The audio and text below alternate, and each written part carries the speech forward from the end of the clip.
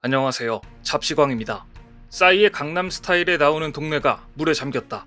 서울에 쏟아진 폭우로 피해가 속출하자 AFP통신, 로이터통신, BBC, 워싱턴포스트 등 외신들은 주요 뉴스로 한국의 폭우 침수 사태 소식을 이렇게 보도했습니다. 한국이 기상관측을 시작한 이후 서울에서 최악의 강우량을 기록했다. 이번 침수 사태로 피해가 컸던 강남은 2012년 K-팝 히트곡 강남 스타일에 등장하는 서울 남부의 부유한 지역이라고 소개하면서 비상한 관심을 보였습니다. 그런데 외신들은 폭우로 도로가 침수된 날 한국인들이 뛰어나와 한 행동에 깜짝 놀랐습니다.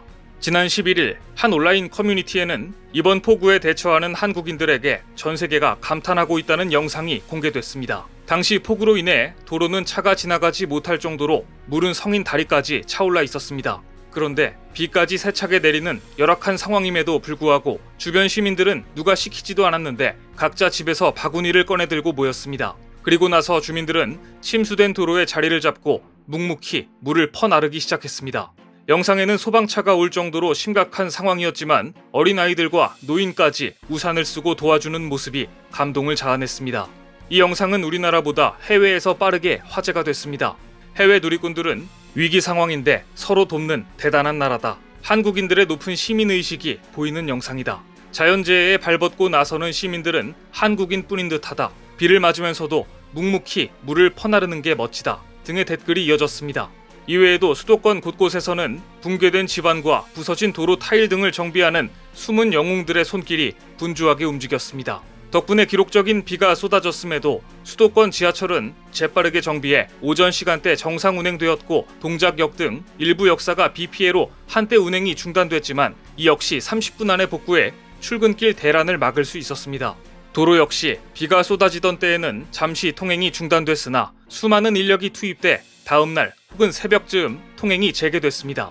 그야말로 115년 만에 폭우로 마비된 지하철과 도로를 반나절 만에 복구해버린 것인데요.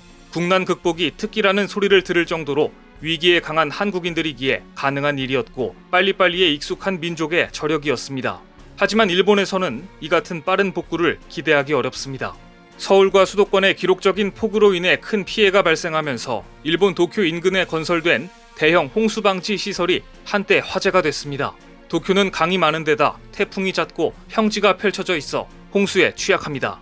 빈발하는 홍수를 막기 위해 일본은 수십 년 전부터 수도권 일대에 대규모 저수장을 건설했는데 대표적인 시설이 바로 수도권 외곽 방수로입니다. 일명 지하신전이라 불리는 이곳은 지하 22m에 설치된 거대 물탱크로 일본이 약 2조 3천억 원을 들여 14년간 공사한 끝에 완공한 것으로 높이 25m의 세계 최대 규모를 자랑합니다.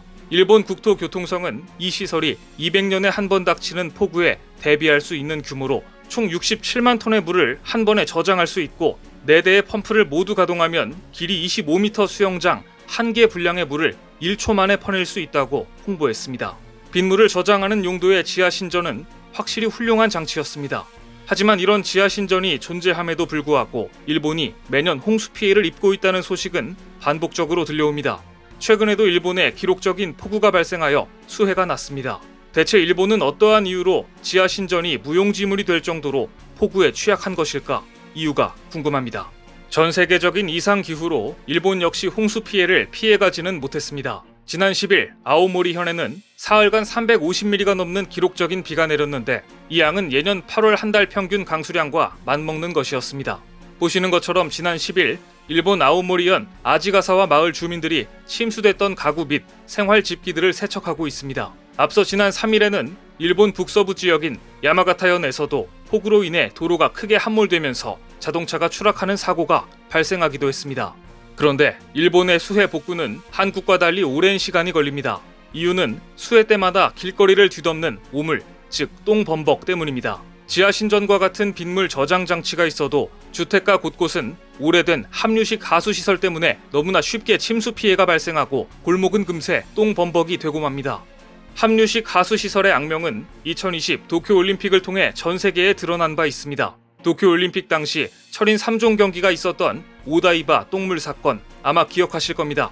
경기에 참가한 많은 선수들이 물에서 나오는 악취 때문에 구토와 실신을 하며 일본은 그야말로 국제적인 망신을 당했습니다. 일부 일본 매체들은 한국이 트집을 잡고 있다고 보도하는 옹졸한 모습을 보였지만 이미 경기 전부터 호주 폭스스포츠는 똥물에서의 수영, 올림픽 개최지 하수 유출의 두려움이라는 제목의 기사에서 도쿄에 많은 비가 내리면 이로 인한 하수 유출 위험이 있다. 도쿄에 100년 된 하수구가 빗물로 범람하면 물이 도쿄만으로 흘러들어간다 라고 지적하면서 올림픽 수영장에 악취가 나도록 방치했던 일본을 비판했습니다. 미국 블룸버그 통신도 올림픽 개막이 임박했는데 도쿄 야외 수영장에서 악취가 진동한다는 기사에서 2년 전에도 오다이바 해변은 국제 트라이애슬론 연맹이 정해둔 대장균 기준치의 2배가 넘는 수치가 검출돼 장애인 트라이애슬론 대회가 취소됐다. 도쿄는 이후 퇴색된 이미지를 회복하기 위해 과감한 조치를 취했지만 수개월 동안 노력에도 불구하고 아직도 악취가 난다고 보도한 바 있습니다. 즉 일본의 주장대로 한국이 트집을 잡은 게 아니었던 것이죠. 그런데 오다이바 해변 악취는 그렇게 쉽게 개선될 수 있는 게 아니었습니다. 100년이 넘은 도쿄에 낙후된 하수 처리 시스템 자체가 문제이기 때문입니다. 도쿄의 충격적인 하수 처리 시스템을 살펴보겠습니다.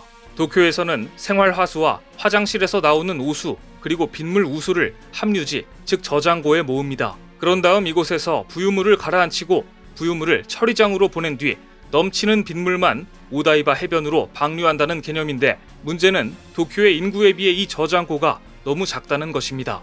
그런데 저장고가 넘치면 오수들이 처리장으로 가지 않고 그대로 빗물이 나가야 할 해변으로 방류되는 황당한 구조입니다. 결국 철인 3종 경기 선수들이 수영을 한 곳에는 실제 일본인들의 인분이 둥둥 떠다니고 있었다는 이야기입니다. 이곳에 태풍으로 인한 폭우가 쏟아진다면 도쿄의 하수 저장소는 며칠 동안 오물을 뿜어냅니다. 당시 일본은 외신들의 엄청난 비판을 받았지만 한국이 생트집을 잡고 있다는 황당한 반응만 보이며 문제를 회피했는데요. 하지만 도쿄올림픽이 끝난 이후 올림픽 당시 사용됐던 수영장의 충격적인 근황이 공개되자 일본은 다시 한번 망신을 당하게 됩니다. 이 사진은 2020 도쿄올림픽 당시 활용되었던 수영장의 모습입니다. 올림픽 경기가 끝나자 그나마 신용이라도 하던 관리마저 멈췄고 결국 수영장에 녹조까지 발생하는 지경까지 되었습니다. 해외 트위터 등에서 급속히 퍼지고 있는 이 사진에 나온 수영장의 물 상태는 녹조류가 잔뜩 번식하거나 오물이 잔뜩 들어간 탓인지 매우 더럽게 보입니다. 발을 담그기조차 꺼려질 정도로 수질 상태가 심각하게 보이는데 이곳이 수영장이라니 믿겨지지 않습니다. 이렇게 관리를 하고도 계속 국제 경기를 유치한다면 양심의 문제이자 선수들의 안전을 위협하는 문제라고 볼 수 있습니다. 생활 하수와 화장실에서 나오는 오수를 거르지 못하는 일본의 낡은 하수도가 존재하는 한 아무리 큰 지하 신전이 있어도 제 역할을 하지 못할 것입니다. 오늘 준비한 소식은 여기까지입니다. 댓글을 통한 여러분들의 많은 의견 기다리겠습니다. 시청해주셔서 감사합니다.